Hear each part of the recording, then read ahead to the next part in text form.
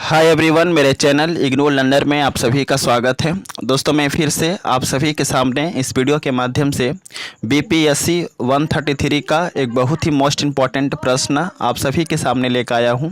और यह एक ऐसा प्रश्न है जो हर बार परीक्षाओं में पूछा जाता है और इस बार भी एग्ज़ाम में इस प्रश्न के आने की संभावनाएँ काफ़ी ज़्यादा है। सो आप सभी से हम्बल रिक्वेस्ट है कि आप एग्ज़ाम में जाने से पहले इस प्रश्न को जरूर पढ़ें।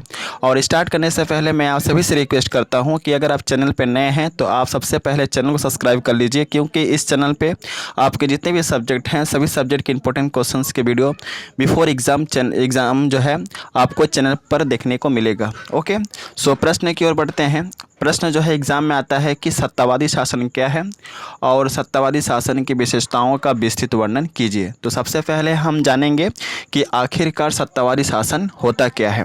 आपको हेडिंग देना है और हेडिंग के तौर पर लिखना है सत्तावादी शासन।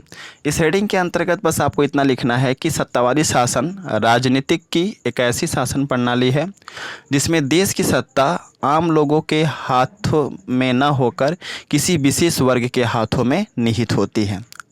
इस तरह के शासन प्रणाली में क्या होता है कि जो देश की सत्ता है आम लोगों के हाथ में न होकर वह किसी विशेष वर्ग के हाथों में निहित होता है। उत्तर कोरिया, सऊदी अरब, चीन, सीरिया आदि देशों में सत्तावादी शासन देखने को मिलती है। सत्तावादी शासन लोकतांत्रिक शासन से बिल्कुल अलग होता है। लोकतांत्रिक शासन में संविधान के अनुसार शासन को चलाने पड़ते हैं, लेकिन सत्तावादी शासन में संविधान केवल नाम मात्र का होता है। इस तरह के शासन में तानाशाही की शासन देखने को मिलती है। जैसे उत्तर कोरिया में किम जोंग का सत्तावादी शासन चलता है। आप जानते होंगे उत्तर कोरिया में किम जोंग का सत्तावादी शासन जो है जो तानाशाही का शासन है। ओके, अब आपको पैराग्राफ चेंज करके लिखना है सत्तावादी शासन की निम्नलिखित विशेषताएं हैं जो इस प्रकार है, और प्रत्येक विशेषताओं को आपको हेडिंग के तौर पे लिखना है, तभी एग्जामिनर आपको अच्छा नंबर देगा। तो सबसे पहला हेडिंग देंगे हम विशेष वर्ग या विशेष व्यक्ति के हाथों में शासन की बागडोर। इस हेडिंग के अंतर्गत आपको बस इतना लिखना है कि सत्तावादी शासन की सबसे महत्वपूर्ण विशेषता यह है कि इस तरह के शासन व्यवस्था में संपूर्ण शासन का अधिकार किसी विशेष वर्ग या किसी विशेष व्यक्ति के हाथों में निहित होती है।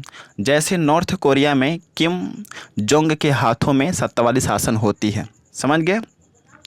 तो इस तरह के जो शासन का जो बागडोर है वह किसी विशेष व्यक्ति के हाथों में होती है। अगला हेडिंग देंगे असीमित शक्तियाँ। इस हेडिंग के अंतर्गत बस आपको इतना लिखना है कि सत्तावादी शासन की दूसरी विशेषता यह है कि इस तरह के शासन व्यवस्था को चलाने का अधिकार जिस व्यक्ति के हाथ में निहित होती है उसके पास असीमित शक्तियाँ होती हैं, यानी कि अनलिमिटेड पावर उसके पास होता है और वह अपने शक्तियों के अनुसार, अपने पावर के अनुसार देश की जनता को अपने काबू में रखते हैं और शासन प्रणाली को वे लोग चलाते हैं।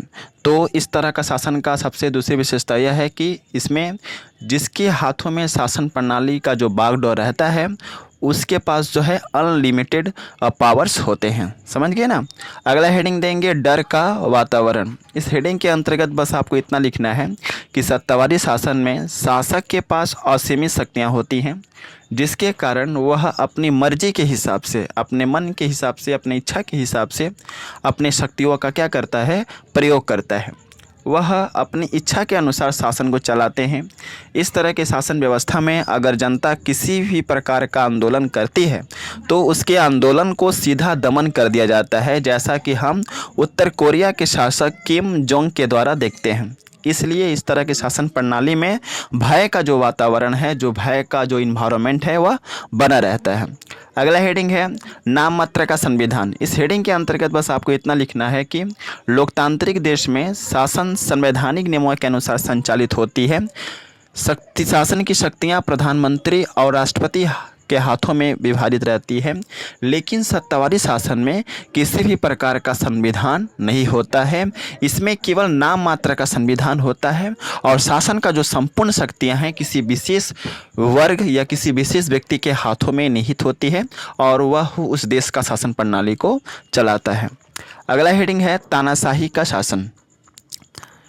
इस हेडिंग के अंतर्गत बस आपको इतना लिखना होगा कि सत्तावादी शासन की सबसे महत्वपूर्ण विशेषता यह है कि इस तरह के शासन प्रणाली में संविधान नहीं होती है। जैसा कि मैंने पहले आप सभी को कहा। अतः जिस व्यक्ति के हाथों में सत्ता की शासन का बागडोर रहता है वह अपने मनचाहे तरीके से शासन को चलाते हैं, जिसके फलस्वरूप शासन व्यवस्था में तानाशाही की स्थिति उत्पन्न होने की संभावना रहती है। यह अपनी इच्छा के अनुसार अपने शक्तियों का प्रयोग करते हैं। तो कहीं ना कहीं हम कह सकते हैं कि जहाँ सत्तावादी शासन है वहाँ पर तानाशाही का जो स्थिति है उत्पन्न होती है, क्योंकि शासन की संपूर्ण शक्तियाँ किसी विशेष व्यक्ति के हाथ में निहित होती है और वह अपनी इच्छा के अनुसार अपने पावर्स का क्या करता है, प्रयोग करता है। अगला हेडिंग है शासक को हटाने का प्रावधान नहीं है। इस हेडिंग के अंतर्गत आपको इतने लिखना होगा कि जिस तरह लोकतांत्रिक देश में सत्ता में रहने वाले दल को संवैधानिक नियमों के अनुसार हटाया जा सकता है, लेकिन सत्तावादी शासन में कोई लोकतंत्र नहीं। क्या समझे आप? जिस तरह लोकतांत्रिक देश में सत्ता में रहने वाले दल को संवैधानिक नियमों के अनुसार उसे हटाया जा सकता है, लेकिन सत्तावादी शासन में कोई लोकतंत्र नहीं होता है, इसलिए यहाँ शासन चलाने वाले व्यक्ति को उसके पद से नहीं हटाया जा सकता है। परिणाम क्या होता है भाई कि शासक अपने मनचाहे तरीके से शासन को चलाते हैं और अपने मनचाहे तरीके से अपने पावर्स का प्रयोग करते हैं, जिसके फलस्वरूप उस देश में तानाशाही की स्थिति, भय का वातावरण जो है उत्पन्न होने की संभावना ज़्यादा रहता है। जैसा कि हम उत्तर कोरिया में किम जोंग का शासन देखते हैं, काफ़ी भयंकर है। ओके, अगला हेडिंग है अनुशासन का अनिवार्य होना। इस हेडिंग के अंतर्गत बस आपको इतने लिखने होंगे कि लोकतांत्रिक देश में संवैधानिक नियम होते हैं, फिर भी यहाँ के जनता उन संवैधानिक नियमों को अनदेखा करते हैं, फिर भी उन्हें कोई दंड नहीं मिलता है। लेकिन सत्तावादी शासन में ऐसा नहीं होता है, वहाँ देश की जनता को छोटे से छोटे नियमों का पालन करना होता है। अगर कोई व्यक्ति उन नियमों का पालन नहीं करता है तो उसे बहुत ही बड़ा दंड दिया जाता है।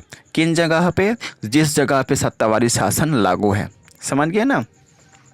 अगला हेडिंग है संकटकालीन स्थिति में सहायक। इस हेडिंग के अंतर्गत बस आपको इतना लिखना है कि सत्तावादी शासन की सबसे बड़ी विशेषता यह है कि इस तरह के शासन प्रणाली में देश किसी भी प्रकार की विषम स्थिति से बाहर निकल सकता है। यदि देश में कोई संकटकालीन स्थिति पैदा हुई है तो देश का शासक तत्कालीन स्थिति पर काबू पा सकता है, इतनी काबिलियत यहाँ के शासकों में होती है। अगला हेडिंग है विरोधी दल पर काबू पाना। इस हेडिंग के अंतर्गत बस आपको इतना लिखना होगा कि इस तरह का शासन व्यवस्था जहाँ पर उपलब्ध है, जहाँ पर इस तरह का शासन प्रणाली चलता है, वहाँ पर विरोधी दल या विपक्ष का कोई भी देश अगर उसे देश में हमला करना चाहे तो सत्तावादी शासन वाला देश उस पर काबू पा सकता है।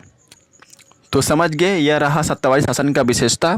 और यहाँ पे मैं आप सभी को कह दूँ कि मैं जिस तरह से पीडीएफ में as a heading wise point wise करके बताता हूँ वैसे ही एग्ज़ाम में आपको लिखना है, अन्यथा एग्जामिनर आपको अच्छा नंबर नहीं देगा। और यहाँ पे मैं कहना चाहूँगा कि अगर आपको इसका पीडीएफ चाहिए तो आप टेलीग्राम चैनल ज्वाइन कीजिए, वीडियो के डिस्क्रिप्शन में टेलीग्राम चैनल का लिंक है। So best of luck for all of you for exam and thanks for watching my video. जय हिंद, वंदे मातरम।